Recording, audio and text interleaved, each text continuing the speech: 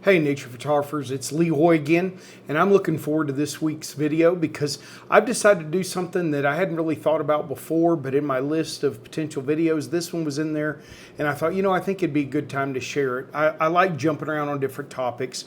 Frankly, equipment video seems to get the most views, which I've shared before. It kind of drives me nuts.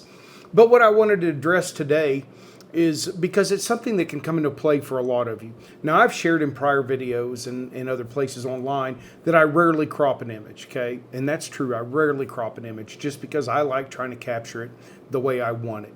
But there are plenty of times where many of you and myself in the past had to crop an image. And on occasion, I'll crop one every now and then just to see if it makes composition better, if I need to eliminate some distracting elements. Sometimes I just, no matter how hard I want, I just can't get close enough. So today's video, we're going to be taking a look at, can you crop high ISO images from an OM system camera? Let me say that again. Can you crop high ISO images from an OM system camera? We hear all the time from the experts how you can't shoot OM system at high ISOs. And I've done plenty of videos and talked plenty about how that's just bullcrap. Yes, you can. I shoot up to ISO 25,600 with both the OM-1, the OM-1 Mark II. With the EM-1X, I'd be real comfortable, probably up to ISO 6400 or 8000. And with the Mark III, probably 6400, somewhere in that range, okay? And that's with DxO Pure Raw 4 that I've done a video about how I use that to edit my images as well. So that's enough about what we're going to talk about. Let's jump right into it. Howdy from West Texas. I'm Lee Hoy, professional nature photographer, and this is my YouTube channel, Lee Hoy Photography. I'm an OM system ambassador, photography workshop instructor for Wildside Nature Tours of Precision Camera and Video, and contributing author for the Journal of Wildlife Photography. Well, before we start talking about can you crop a high ISO image, I just want to say thank you for my last video. I have all but one space filled on my OM System Mentorship Program.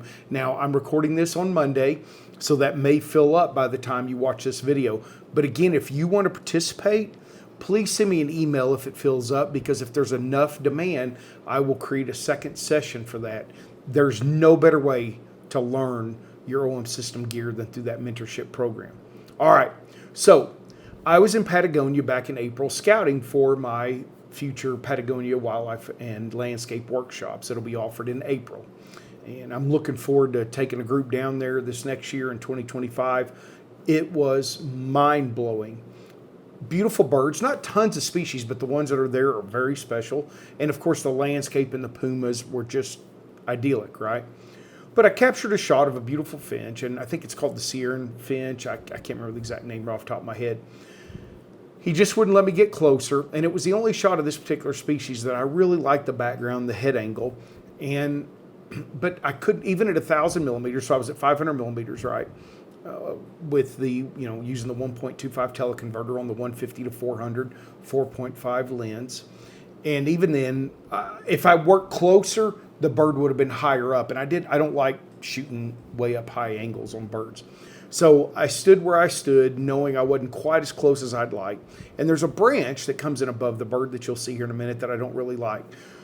Now, let's go ahead and jump into Lightroom, okay? We're going to answer the question of whether or not we can or cannot crop a high ISO image using OM system gear. So here we are in Lightroom, and let me pull up couple of basic data information points for you. I took this back in Patagonia. I was in Tierra del Fuego National Park outside Ushuaia, and it was an overcast day. I was scouting for my upcoming 2025 and beyond Patagonia Wildlife and Landscape Photography Workshop. Be doing pumas, condors, other birds, landscape, just phenomenal experience.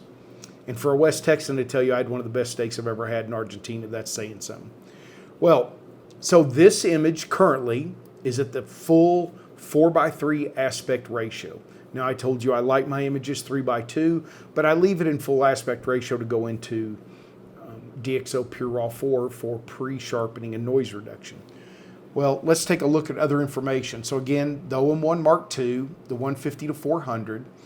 I shot at 1/800th of a second at f6.3, ISO 12,800.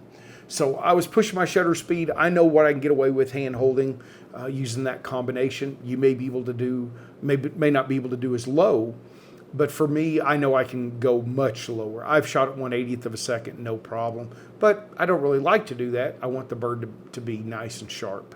So here we'll see that we're starting out with a nice sharp image. So I talk about 3 key factors for shooting at high ISO. You got to start with a sharp image. You need to expose to the right. If you look here to the upper right, you'll see that my histogram, let's hop over in the develop module. My histogram is exposed beautifully to the right. A couple of small blown out spots here on this real pale part of the branch, no big deal. And we want to start with a nice sharp shot, properly exposed. And I often say don't crop the crap out of it. Well, can we crop it some? That's really what this video is all about. So the first thing we're going to do, is we're going to right click on it. We're going to go to export, and I'm going to process instantly with DxO Pure Raw 4.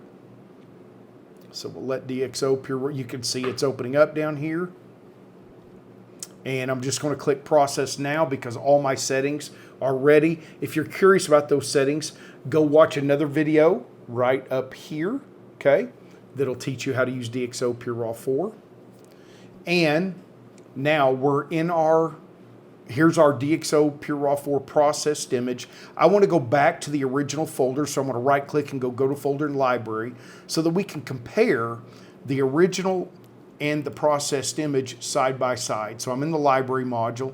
I'm going to hit XY to compare. I'm going to hide my end panels by pressing tab, and then I'm going to click to zoom in. So here you can see the original image on the right. You can see the noise. And you can see the bird, and notice, look how nice and smooth that background is. Plenty of detail on this beautiful bird. That's the power of DxO Pure Raw 4, okay? So we're starting out with a nice, clean, sharp, properly exposed image.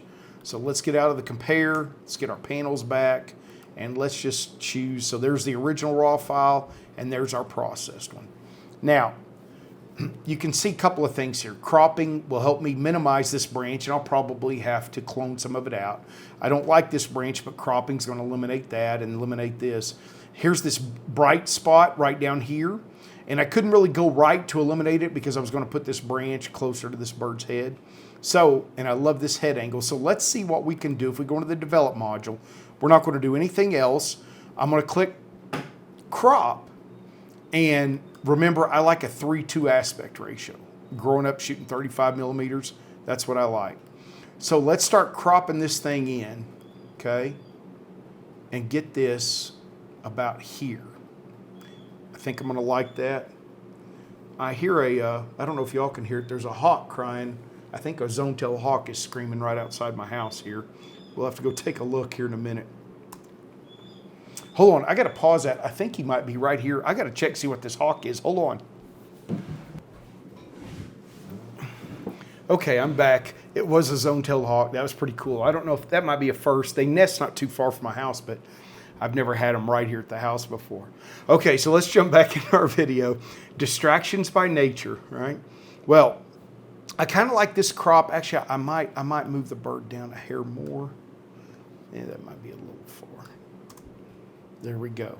Now, of course, I still have this ugly branch to deal with, so let's go ahead and clone that out. Let's get rid of this. I like to give a little extra space around the branches, try to help it blend better. And look at that. That looks nice and clean. Well, I'm liking that crop, I think. I like the background. I'm going to hit it with a little vibrance and saturation. I'm going to select my subject, and then I need to subtract that background where it picked up on the background, so we're going to come in here and do that. I could also do a subtract. So I did a subtract object. Now what I want to do is do a subtract color range, and I'm just going to pick right in that middle, and there we go, because the bird didn't have any of that green on it. So now what I'm going to do to help those branches, I'm just going to pull those highlights down a little bit and the whites down a little bit, just recover a little bit more of that detail.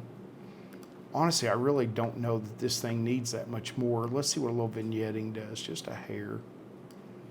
Okay, now we've cropped this a pretty good ways. Let's see what our Let's see what our, so we've cropped it with now from about 5,400 megapixels on the long end to 3738. So, you know, 40% down maybe. And what I would say is that is a pretty good looking clean image, right? Let's take a look at that. I mean, I would say we're pretty good. Again, I didn't crop the crap out of it, but honestly, could I go further? Just for grins, what if we went further? I'd say that's still a pretty good image, and now I'm getting close to 50%. Not bad, not bad. Now I'm going to undo that. I'm going to go back to there. Well, if you look at the background here and you look at the bird, I would say overall that's an image you'd be pleased with, right? I mean, particularly if it's the only time you saw this bird down in Patagonia. Nice, clean, smooth background, beautiful head angle, nice eye. You know, I might do a little more minor work on this, but I think we've answered the question. Can you crop a high ISO image using OM system? Well, this is Om-1 Mark II, which has obviously the most flexibility in terms of this of all the cameras. The Om-1 would be fine. EM1X probably, and the EM1 Mark III maybe. But I think it's interesting to see, once again, proving the doubters wrong that yes, you can crop a high ISO image taken with OM gear. Well, if you'd like to learn more with me out in the field, come join me on one of my OM system only workshops, Florida Mastering Birds in Flight, Grand Teton Yellowstone, Landscape Wildlife Macro, Night Sky. I've got OM system only coming up in other areas. Watch the Wildside Nature Tours website. I couldn't bring these videos to you if it weren't for them. I would love to get to meet you in person. Thank you for the great comments. Thank you for the super thanks. Really appreciate y'all. Get out there, go capture some great images.